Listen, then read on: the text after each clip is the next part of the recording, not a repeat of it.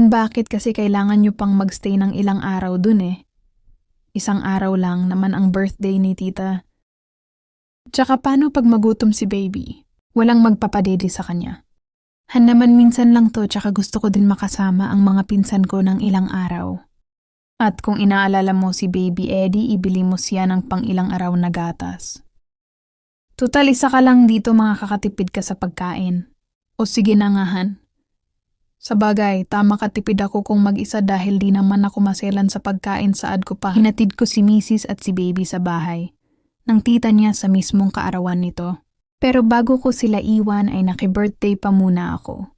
Busog na busog ako at bukod doon ay pinagbalot pa ako nito ni Mrs. ng ulam ko pag uwi. Marami din ang nauwi kong ulam kaya pang ilang araw ko na din yun dahil tipid naman ako mag-ulam. Inilagay ko yun sa ref nila Bayaw. Ang totoo, hindi naman ang ulam. Ang makakapagpasaya sa akin kundi si Lani at ang gatas niya na gusto ko ulit matikman. Siya ang dahilan kung bakit excited akong umuwi agad sa bahay. Alam kong andun si Bayaw dahil maaga pa pero alam ko ding tulog iyon dahil puyat sa trabaho. Nakaisip ako ng dahilan para kausapin si Bilas kahit maaga pa ng mga oras na yon. Kumatok ako sa silid nila. Lenny. Tawag ko dito. Pinagbuksan ako nito. Oh Mike, bakit? May dala kasi akong ulam, madami kaya hahatian ko sana kayo. Iniabot ko ang 2 supot ng ulam. Isa ay menudo at ang isa ay adobong manok. Ay salamat naman. At hindi na ako magluluto mamaya. Nakangiting saad ni Bilas. Lumabas ito ng silid upang dalhin sa kusina ang ulam niya. Sinabayan ko na din siya, dinala ko din ang ulam ko sa kusina. Upang ilagay sa maayos na lagayan. Sorry Lani, Han, istorbo ko ata kayo ni Bayaw. Naku, hindi ah. Nagpahinga lang. Naman ako tsaka tulog na tulog ang mag-ama. Ako lang ang gising, sagot niya. Dahil doon ay kadama ako ng saya. Ibig sabihin pala ay kami lang dalawa ni Bilas ang gising. Talaga ba Lani, tulog na tulog sila? Ang nakangiti kong tanong. Oo nga bakit nakangiti ka naman dyan Mike? Nagugutom kasi ako ngayon saad ko. Bigla itong napangiti sa sinabi ko. Nagkatitigan kami nagkangitian, wari bang nagkakaintindihan ang aming mga mata. Lumapit ako sa kanya na halos nagkadikit na ang aming mga katawan. Wala itong imik, alam kong nag-aantay lang sa gagawin ko. Walang sabi-sabi ay siniil ko siya ng halik. Napakasarap ng labi ni Bilas, malambot yon at may kakapalan. Mamasa-masa din yon at para bang ang sarap halikan. Naghalikan kami at nagyakapan. Tinama ko ang katawan niya at ganun din ang ginawa niya. Ilang minuto din kaming naglunoy sa labi ng isa't isa at nang bumaba. Ang halik ko ay pinigil ako ni Bilas. Wag dito Mike, saad niya. Alam ko na ang ibig niyang sabihin. Hinatak ko siya papasok sa silid namin. Sigurado ka ba Lani hindi magigising si Bayaw? Oo Mike, sure ako hapon na ang gising nun. Si baby niyo? Huwag kang mag-alala, pinadede ko yon at busog yon kaya hindi yon. Basta-basta magigising, paninigurado ni Bilas. Dahil sa sinabi ni Bilas ay mas lumakas ang loob ko. Sigurado na din ako na gusto niya din. Ang gagawin ko, sinara ko ang pinto at hinatak ko sa kama si Bilas. Muli naglapat ang aming mga labi hanggang sa tuluyan na kaming napahiga sa kama at doon ay tuluyan ng ipinatikim ni Bilas ang kanyang gatas. Matigas-tigas pa yon at alam kong nahihirapan si Bilas. Kaya naman ginawa ko ang lahat upang tulungan siyang bawasan yon. At hindi ko lang basta binawasan. Dahil sa sobrang kasabikan ay halos ibusin ko na. Ang gatas ni Bilas? Mike, magtira ka naman para sa mga baby natin, saad pa niya. Ang dami mo talagang gatas, Bilas. Oo Mike, kaya samantalahin mo na. Magsawa ka dyan ng ligatas yan basta ikaw. Sununod ko naman siya. Hindi ko tinigilan hanggat di ako nabubusog. Nagpakabusog ako at matapos nun ay ang oras na para gasolinahan ko. Naman ang magatas kong Bilas. Tinulugan ko siyang mabawasan.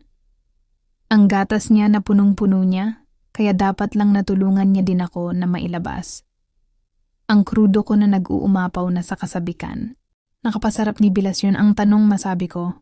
Magaling at talaga namang nakikipaglaban, kaya naman naging maganda ang sagupaan naming dalawa. Dahil yon ang una naming derby ay nakaapat kami bago pa magising ang mag-ama niya. Salamat Mike. Salamat din Bilas. Naghalikan pa kami bago siya tuluyang lumabas ng silid. Hindi ako makapaniwala. Hindi ko akalaing ang pinagpapantasyahan kong si Bilas ay may pagnanasa rin pala ito sa akin. At ngayon ay akin na siya.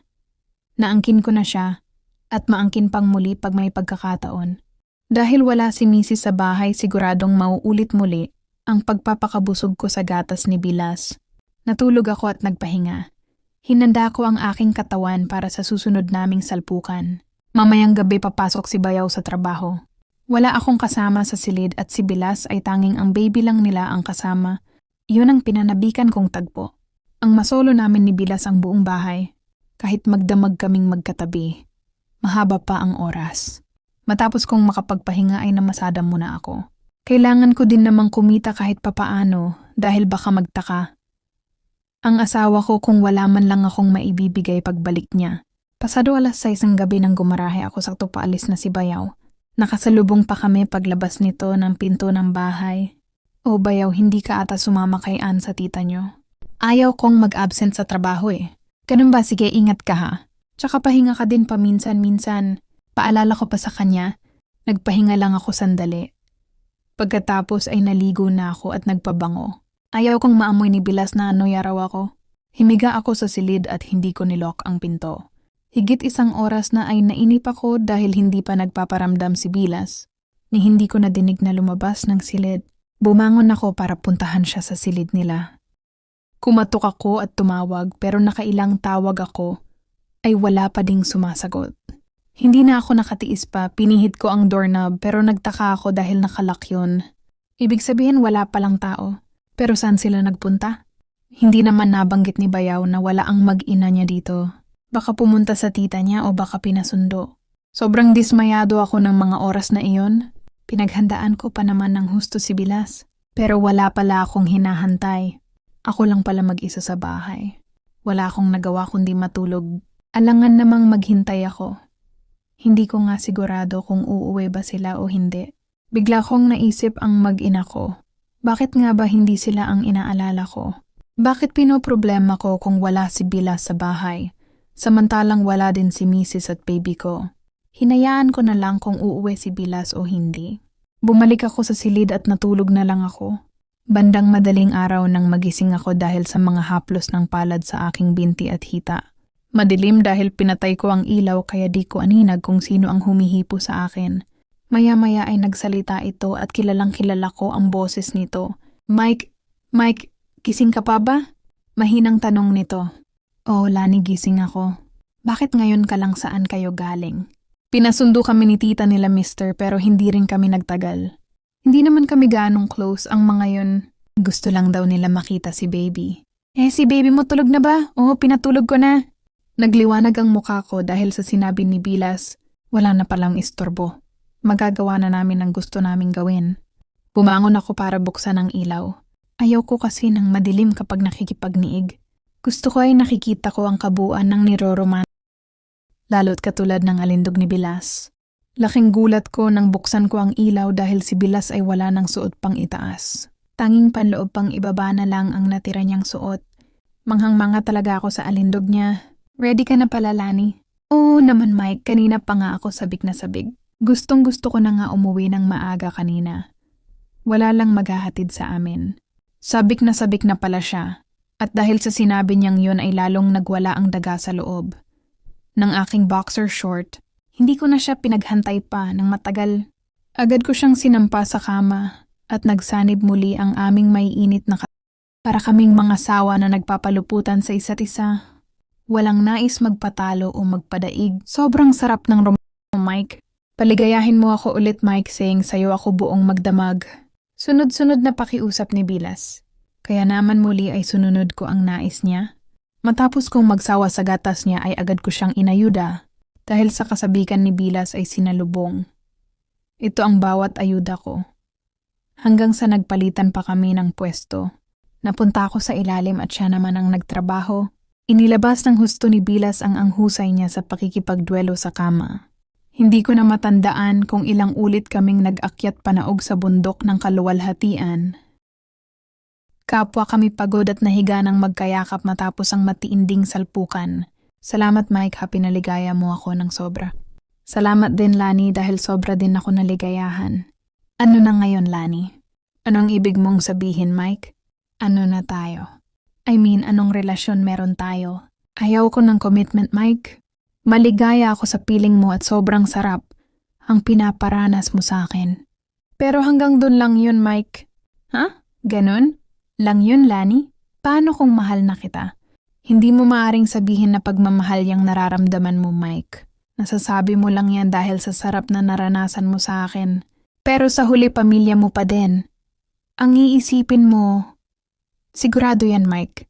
Niyakap ko si Bilas ng mahigpit at tumulo ang aking luha.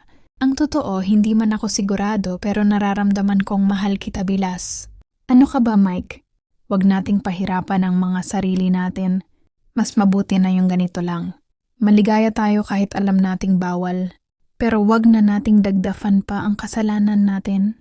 Isipin mo, Mike, magkapatid ang mga asawa natin.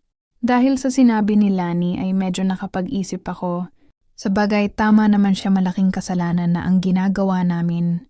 At kung susundin ko ang damdamin ay tuluyan na akong mahuhulog sa kanya. Malaking kasalanan pa. Aaminin ko, Mike, na sasabik ako sa romansa ng isang lalaki. Dahil walang oras.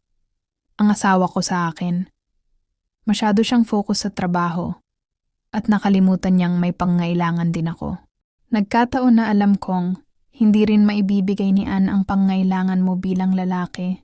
Nabanggit niya sa akin yon nang nagkwentuhan kami kaya naisip kong parehas tayo. Ibig sabihin ay wala lang pala kay Lani ang lahat. Init lang ng katawan na nais niyang ilabas. Sabagay ganun lang din siguro ang nararamdaman ko, init lang.